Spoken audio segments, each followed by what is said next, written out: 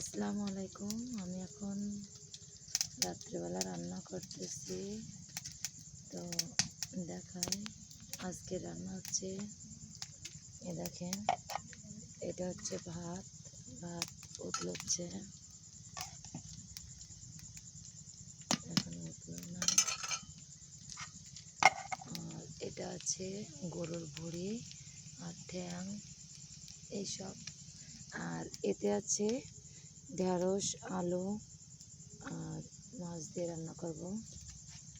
তো এই ছিল রাত্রিবেলার রান্না। এখনও টক ডাল রান্না করবানি। তো সবাই ভালো থাকবেন।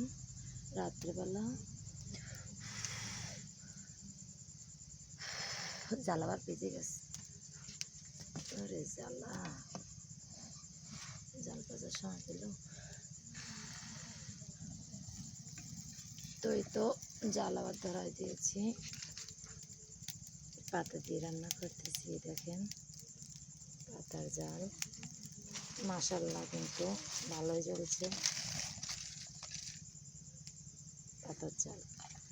ভাতটা প্রায় হয়ে যাবে। এতে আবার কী পড়েছে, ময়লা পড়েছে।